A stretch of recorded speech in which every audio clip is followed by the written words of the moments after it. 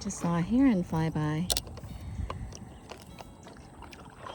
Thought I'd try to shoot a little video while I'm paddling, but that's kind of hard to do without the right gear. It's actually quite nice here. I'm in Lake City doing a paddle trail. It says it's 6.5 miles long, but then once I got to the park, there was a sign at the trailhead that said it went 20-something miles, all the way through Clear Lake. But I think the 6.5 mile section is non-motorized, so it's nice for, for paddlers. There was a dad and a son pulling in on their kayak when I got here. The only thing is that the dock, I think, could use some upgrading. I had to take off my shoes and walk out into the water and into the mud, and it's really silty, so it's sticky, and you kind of get swallowed up by it.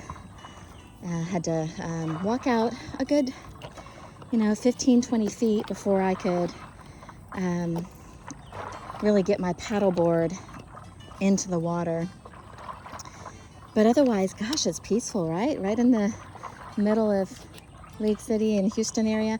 I love how you see these ferns. It reminds me of like prehistoric times. I always think of Jurassic Park and dinosaurs when I see palmettos and this kind of landscape. But so far, it's beautiful. Well, I think I was wrong about the non-motorized vehicles, because I just saw a no wake sign, and I'm noticing that a number of homes have launches for boats and even lifts and cranes, but you don't really see any personal watercraft. It could just be that the water is simply too low for that. I'm coming upon the second park, public park.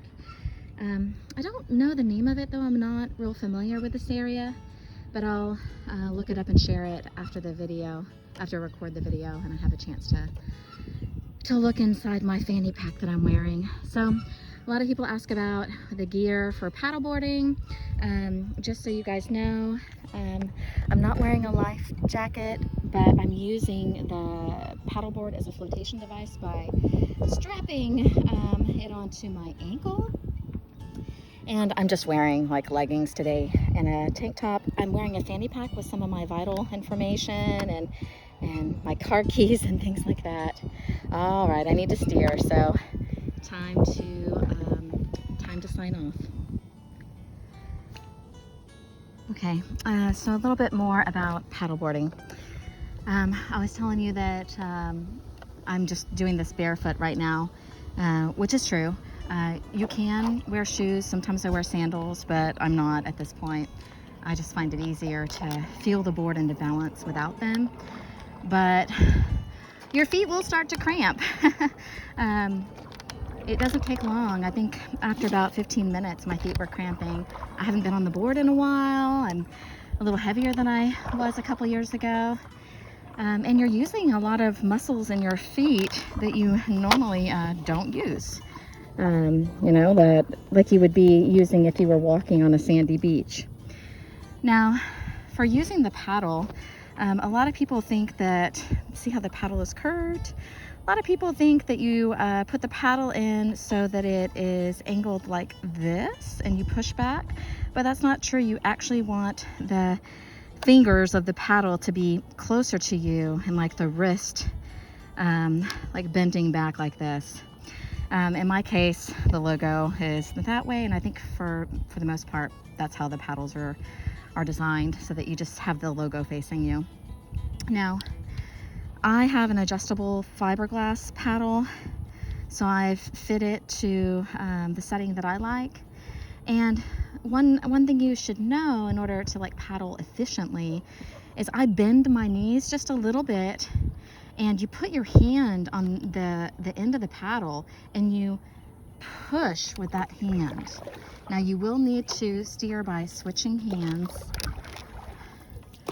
but I'm pushing down with this paddle. Don't just rely on one hand. This is a two-handed operation here. So you push down, I use my legs, Now, I'm not racing through today. I'm just doing this leisurely, and quite frankly, I'm not sure how I'm going to be out here. It's already pretty hot. I started at about 9:15, but it's sunny, and it is the end of July in Texas. So, like I said, I have a net on the back of my board, and I have my flip-flops there. Now, I guess, you know, you could also pack a number of other things. Sometimes I pack a water bottle.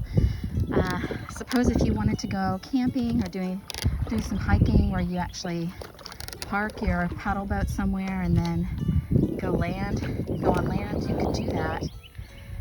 I'm wearing a fanny pack today just because it's easier to access everything I need. I got used to that when I was on the Camino a couple years ago. So far, I've passed by a number of private properties, some beautiful private properties in this no-wake zone. Seen a lot of birds. I see a heron up on the right. It's about to probably fly away. And a couple of private schools. The first park we're passing by is the Challenger 7 Park. And what I'm trying to do is record this for All Trails. I didn't see it in the app yet, so I'm going to go ahead and do that. But I'm not sure how much of the trail, what portion I'm going to actually map today. So, oh, there goes the heron.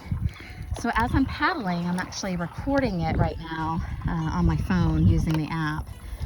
So it's recording my route, as well as my speed and my split brakes. I can pause it if I want to. I haven't, but you could, your distance. And I took a few pictures that I can share on the app as well, so that if people are looking for places to paddle around here, they'll have something more than just the city website. They will see what some users actually think about it. Okay, now when your feet start to cramp up a lot, what you can do is just go back to your knees and paddle off of your knees. Or frankly, sit down. You can sit down Indian style and paddle. You can just, get on your knees, but resting with your rear end on your heels. So that's the nice thing about paddleboarding, is that you can change your position quite a bit. Now, I also like being able to see down into the water because I'm higher up. And the water has been pretty good shape here. It's not too muddy. It's quiet, but certainly not as clear as the hill country. I often can see turtles quite deep when the water's clear. Now you might say, what about alligators? What do you plan to do if you see alligators? I really don't believe the alligators will disturb me. They'll probably be frightened by me. But as a friend said, you can take your paddle, or if you were even in a canoe or a kayak, and turn it like this and then hit the alligator between the eyes, and it usually stuns them. So if you have an aggressive alligator, you might need to do that. It will stun them, or quite frankly knock them out. I think it's a sensitive area on their body, kind of like our temples are. So if by some chance I have an aggressive alligator, that is what I'll do. All right, adios for now. Okay, I've made it to the Challenger 7 Park. They're doing a little bit of work here, but you'll see there's some pretty substantial docks here to some boat ramps that are quite big. Looks like some people have put in some boats in the water here because you can access Clear Lake from here. You just can't have any wake for the first few miles. It's been quite a beautiful trip, but I'm not going to go too much further. Just feeling a little bit of the heat, and I want this to be fun. It was a nice exploration. It'll be nice to come out here with Ryan or some friends sometime. Okay, I've reached my goal. That's Bay Area Boulevard. I could see the Top Golf netting as I was approaching about a mile away. I am worn out. Whew. And have to admit, I forgot my water. I have a coffee in my holster, but I forgot to grab my water bottle and put it in the other side, so I'm very thirsty. First thing I'm going to do is go get some electrolytes. So hello, Bay Area Boulevard. Okay, so I started to get a little bit tired and got down on my knees, and I'm resting on my heels. So I'm obviously not holding the end of the paddle now. I'm holding about midway and using it a little bit more like I would a canoe paddle, going side to side. I don't know if this is more efficient than standing, or if maybe it just depends really on the wind being in your favor.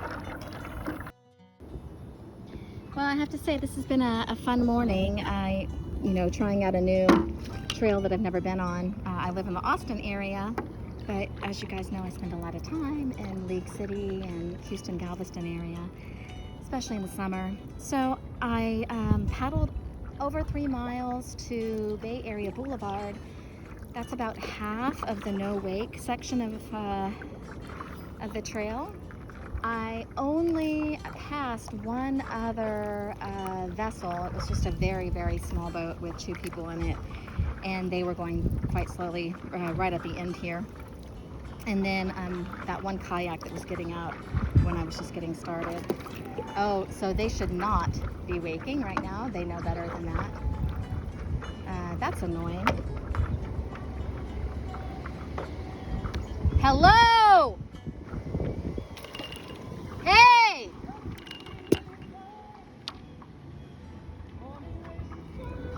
I didn't want them to knock me over. Fuck that. Anyway. All right.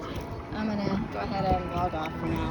Well, that's what happens, of course, when I'm saying I've only seen one vessel, and then this big one comes hauling ass around the corner, and I had to wave my paddle and yell to get them to slow down and to see me. And so they slowed down just a little bit until they passed me and then sped up again. But for the most part, people are being respectful. And it's been a pleasant morning.